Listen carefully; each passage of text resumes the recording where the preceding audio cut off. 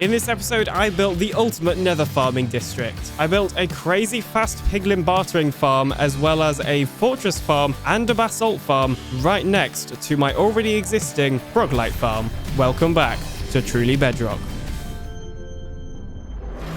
So in a previous episode not too long ago, I built this Froglight Farm. It uses the magma spawner that you could find in bastions such as this one. And of course, the magmas spawn, they get broken up into smaller ones, and then the frogs eat them to actually make some froglights. Now, it looks like we need to do a little bit of adjusting to this farm because the frogs have somehow, well, hopped out of their specific pods, but that's a future alien problem. This is no ordinary bastion, and this is going to be the location for my ultimate nether farming district. I'm trying to record a clip here, go away. So if we pop out the outside, you can see there is a pillar from a nether fortress over here. And if we go inside this nether fortress, you can see there's a very small walkway, but the walkway basically goes into the bastion. You'll also notice that blazes are spawning. Now, blazes do not normally spawn in bastions. That is because the fortress has been overwritten by the bastion. But I've been doing some testing, and I believe that the fortress actually has spawn spots inside of this bastion, so we can make a little fortress farm right here inside of the bastion, which is what we're going to do in today's episode. So as well as that, we're also going to be wrangling some piglins to make a piglin bartering area, and maybe we'll add a couple of other micro farms as well to make this the ultimate nether farming district. Step 1. Remove the bastion.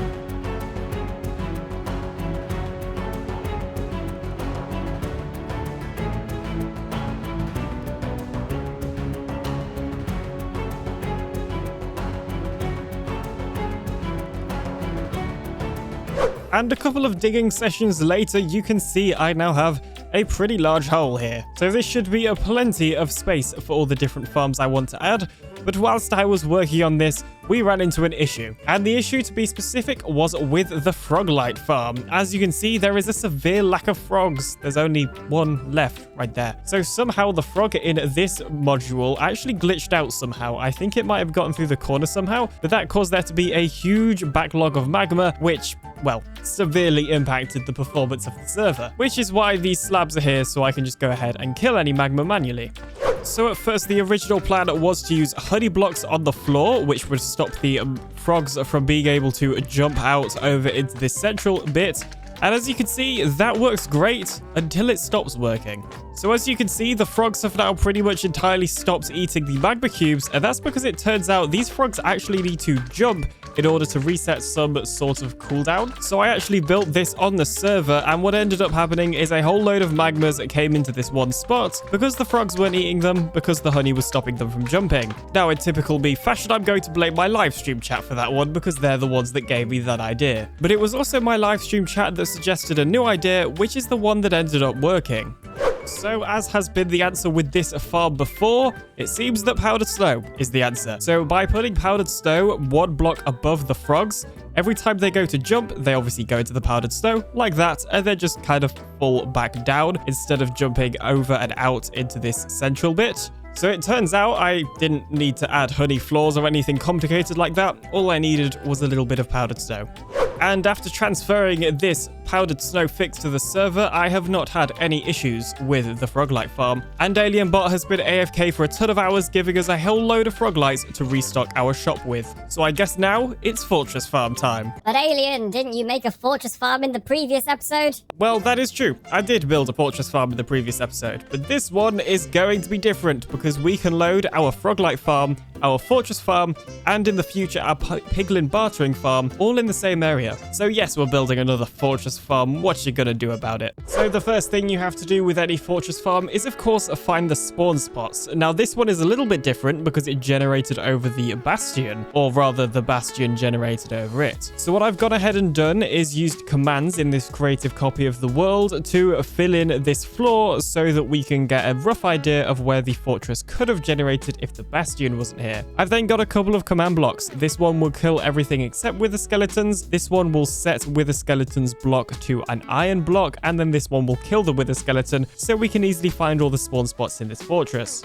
So if I go ahead and turn on mob spawning like I have there, you can see that a wither skeleton did spawn, and it would appear the set block command did not work. Oh dear. Oh no, wait, it did. Never mind. So we now know that this block right here is actually one of the spawn spots that we can utilize for this fortress farm. So I'm going to let this run for a bit, and then I'll show you the finished product. So not too long later now, we have located all of the spawn spots, as you can see, and there's actually way more spawn spots than I was expecting, but that is certainly not a bad thing. It just means that the fortress farm we built in the last episode is even more. It just means it was even more unnecessary to build a fortress farm in the previous episode. But details. So I've gone ahead and removed the floor, as you can see, and the reason for that is because I have this structure block. What I'm going to do is export this and then put it into a piece of software called Structura, which will generate a resource pack in order to help us find all of these fortress spawn spots in the actual world a little bit easier. And this is the design that we're going to be building today. You may recognize it from a previous series of mine on another SMP called Minecraft Season 4. The design features a single block of glass, one block above the spawn spot, which pushes the mobs down into the trident killer below. We also have the powdered snow there, which breaks down any magma cubes into little ones so they can be killed by the trident killer. In terms of the trident killer down below, they are pretty basic, just regular piston ones. And down here we have a slightly different system that actually burns the XP. You used to be able to burn XP using campfires, I believe, but I found that no longer worked. So I'm now using lava that gets periodically dispensed and removed, and a hopper minecart underneath that. And here's that system in action. Basically, the XP will drop down here and will get burned. Meanwhile, the items will get picked up by this hopper minecart and put into this chest. So now we have the design sorted. The first thing we need to get is materials. Now, the vast majority of this farm is actually built out of glass, and conveniently, we have a glass shop right here on the server. This was built by Logic, and make sure to check out his channel. And I think I'm going to go with orange glass because it's going to match the decoration that we're going to be building in the Nether Farming district area. And I totally didn't almost walk away without paying then. I even have some specially branded Buy Blue from Blue Shop diamonds. So I've actually already bought orange stained glass from this shop before for this specific project, but I thought I might as well just buy even more, and then I can actually fill up a shulker box with specifically orange stained glass because, well, why not? Now, the other materials are primarily going to be blackstone bricks and maybe also a little bit of nether brick as well, which is good because it means we don't need to buy anything else because, well, we have a whole load of blackstone here. We literally do not need any more blackstone.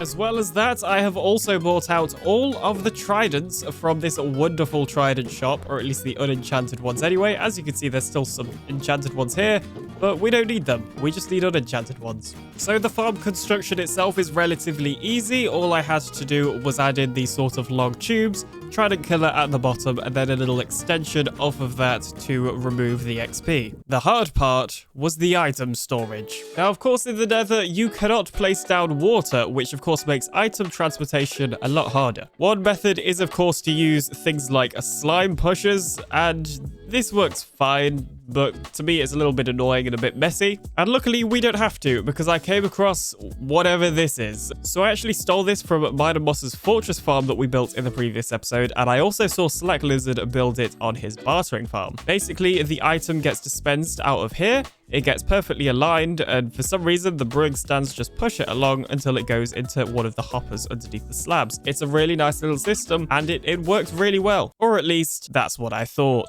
While I've spent many hours on a live stream yesterday trying to work on this storage collection system, and I only have one thought. It is a huge, massive pain. You see, it turns out for these to work properly, the dispenser has to be facing either this direction or this direction, which is an issue for ones like these ones, which ideally would be facing in this direction. As a result, it also meant that we have to do weird stuff like this to get it around corners, and then for some reason I can't even get it to go around this corner properly, even though I copied exactly what works over there. So long story short, I think I'm kind of gonna give up on some of this fortress farm. So all of the spawn spots along this row are facing in the right direction. The farm will work completely fine with the ice system that I have there. It's just these ones that things are gonna get overcomplicated for. Now, seeing as I did build a pretty decent fortress farm in the previous episode with Logic, I think it would be a pretty good idea for us to just keep this fortress farm reasonably small. which means we're actually going to remove this spawn spot, those two. We can keep this one, and we're going to get rid of those two, and I think those two back there as well. Basically, we're just going to have a row of them here and none others, because it turns out that item collection is confusing and I could use hoppers or slime pushers, but honestly, I think it's fine. I've spent enough time on this already. I just want it to be done so I can stop delaying this video. So as a result, I think it's just going to be easier to cut down on the amount of spawn spots we're using. It's not what I wanted to have to do, but I think it's the right decision. And just like that, all of my multiple hour long work, I don't think that sentence made sense, has gone. As you can see, we have mined out all of it. It's gone. We've just got these ones remaining. Now, the one thing this has probably made me realize is we're going to utilize these two spawn spots all the way in here at some point, but we've got to mine this wall first, so that'll be a future live stream project most likely. As well as that, I've started working on the actual storage itself, or more of a little bit of a mock-up plan for what we're going to do. So obviously the items come along this brewing stand ice thing, and they turn around this corner where they hit these chests, which aligns them perfectly onto this brewing stand ice thing down here, where they're half on the ice and half on the slabs, where there are hoppers underneath. This will go into a pretty simple item filter system so that all the drops from this farm are being filtered. To give you a demonstration, I'm going to put 3 pieces of polished blackstone bricks into the system. They're going to get dispensed, go along the ice road like this. Okay, I just picked up 2 of them, but that one falls down there and gets aligned by the chests and then falls down the rest of the way. Likewise, the one that's over here just gets sent out straight in this direction and does the same. And as you can see, all of those ended up in the last chest. It's been a few days since the last time I recorded anything for this video, and I have certainly been busy. First of all, I did an absolute ton of spawn proofing.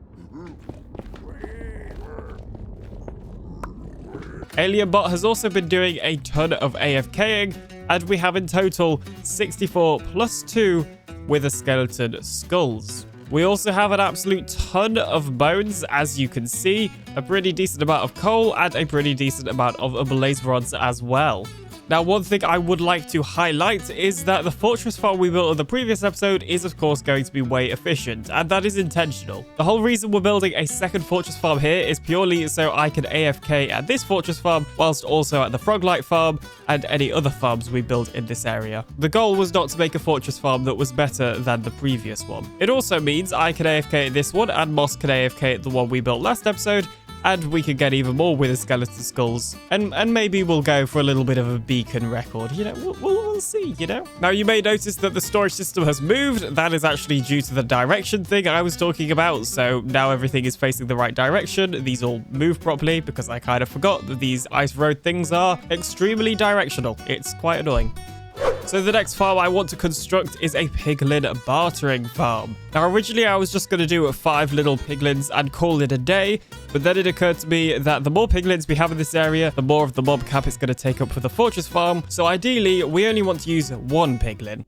So for us to only have 1 piglin in this place, we are going to make the most of a reasonably old bug. In fact, I'm pretty sure this bug has existed basically ever since piglins were added, but on Bedrock Edition, if you give a piglin some gold and then move a gold block with a piston, as you just saw then, it makes them instantly give their bartering item. Literally, gold, piston, boom. We now have some obsidian. So all that was left to do was to design a farm with this mechanic. And I tried. I really did try to design a farm with this mechanic. You see, it's not a super straightforward process because you get so many items from a single piglin with this bug.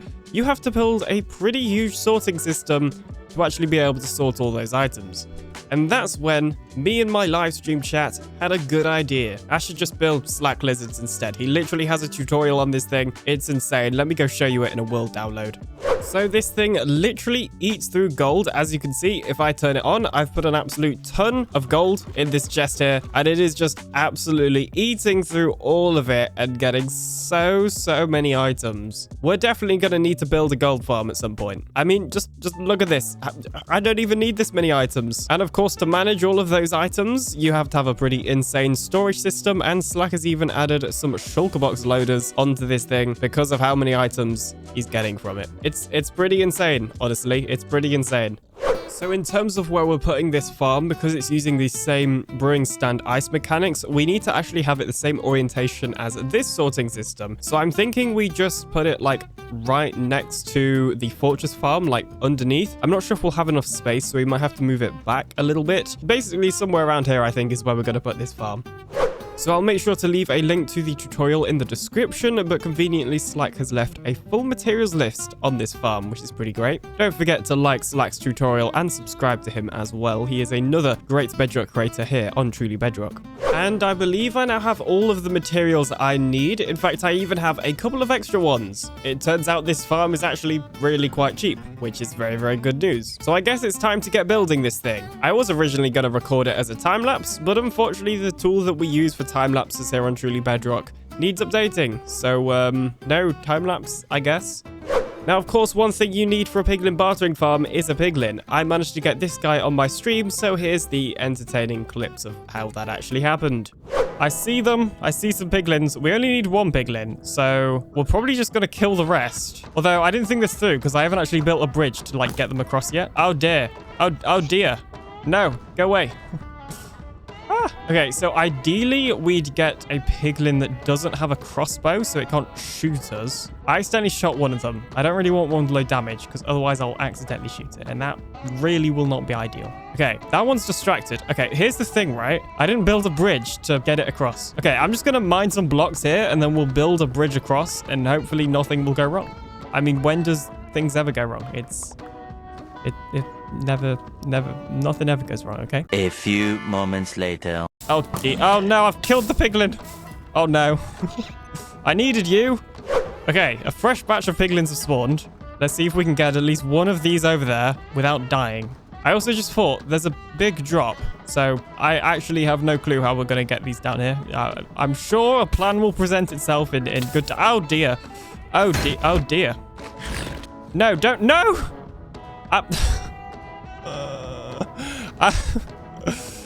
Okay.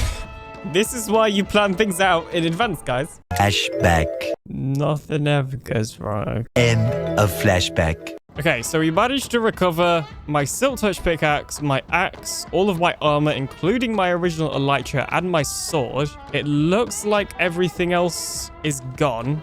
Yeah, it didn't land up here. Okay, so my shovel is gone and my bow. Those are like the main things that were important that I had on me. Pretty much everything else was just nothing. I guess all we need to do now then is just like get some of that stuff back. It'll be fine. We have villagers. It's fine. Okay, so other than power 4 on my bow, I think I have retrieved all of my gear or replaced it. So I guess it is time to try and get some more piglins, this time with a plan. Okay, the plan is to lure one of the piglins over this bridge and then down this staircase, hopefully without dying or popping a totem or falling into lava or burning anything or killing the piglin. There's a lot that could go wrong. Okay, well, we may be about to die, but there is two piglins there. One of them only has a sword, which is exactly what we want. You, we don't want because you're going to shoot me. But you, on the other hand, you can stay. I like you. You're coming with me. Just across the bridge. It's very safe. Okay, yep. And then we're going to go down here. Where shall I'll put you in this conveniently placed hole I made earlier. Okay. Wah-yah! Oh dear, I missed. Wah-yah! Oh dear, I missed again. Oh dear, now I have popped the totem. This is an issue. I need a totem. Go away. Look at that stone sword. It's so stony. Here, have an egg. No, now I'm in the hole. I don't want to be in the hole. Oh, well, it got you in the hole. I mean, okay, I guess it kind of worked then. Okay, good news. Piglin is in the hole. We need a name tag. And I have just the name for you. Very, very appropriately named. Piglin, yes. Some professional level tutorial following later. We now have ourselves a storage system for this piglin bartering farm. It's a very similar system to the ice roads that we're using up there. Basically, the items will drop down from here. Once it's finished, they'll go along the ice and they'll go into all of these various different hopper minecarts that are basically operating at 4 times hopper speed, thanks to the power of the hopper minecarts and 4 of these hoppers. And all the items will go into the chests down here here. It's a very, very smart system, and I tried to come up with my own on stream and epically failed. That's why I'm using this tutorial. I do prefer to build my own farms, but I don't think there's anything wrong with using a tutorial as long as you give credit. And of course, it highlights other amazing builds in the Bedrock Edition technical community. But anyway, enough about that. We need to get our piglin up to there. So there's a couple of ways we could do this. However, I think the most logical way would be using some rails, especially because the piglin has to be in a minecart anyway. Oh, okay. It would appear I have accidentally let him escape. That was not part of the plan, but as long as I can get him into this minecart, it should not be an issue, although I epically failed placing down the minecart. Ah, okay. All right, let's try that again. Come on. Boom, in the minecart. Yes. All right, now just give him a little nudge. There you go. You can go all the way up there and into the system. Beautiful. Okay, so now we should be able to remove this rail and remove this rail. I don't think he's on a rail already, so that's great. And I think if we don't box him in, I should probably watch the tutorial to figure out what we need to do now. Okay, so it turns out that this guy is not actually in full place yet. We have to do a little bit of nudging, like so. And apparently the brewing stand that he's currently sat inside has now nudged him correctly into place, so that when he barters, he'll throw his items off, they'll align perfectly with this chest, and then, you know, go into the system and be sorted and stuff. Okay, so I believe the farm is actually fully complete now. So I have a gold block here, which is, of course, 9 gold ingots. So if I go ahead and put these 9 gold ingots into the machine, as you can see, our piglin friend starts kicking out an absolute ton of items. And brilliant. They all get sorted except for the fire res, which is getting burnt. We're not keeping any of the non-stackable items purely because I'm like pretty much out of space here, so we may have to extend this at some point. But anyway, it now means that we already have some items in this system. Now this is my entire gold supply. It's not terrible, but it's also not brilliant. Okay, there we go. The system is running. And as you can see, we are getting a whole load of items. Oh my goodness. This is crazy.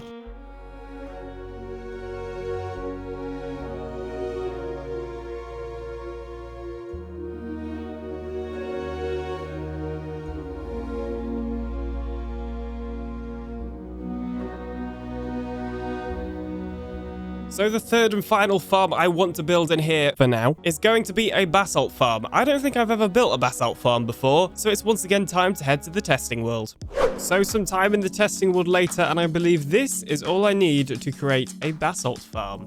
It's incredibly simple. It just has one redstone clock, and then you can see the sticky pistons are pushing up the basalt and then along to the area where the player will be able to mine them. The reason that we're pushing them away is because you of course need lava to create basalt, so we're pushing them away from the lava so the basalt doesn't get burnt once it gets mined. So let's show you this thing in action.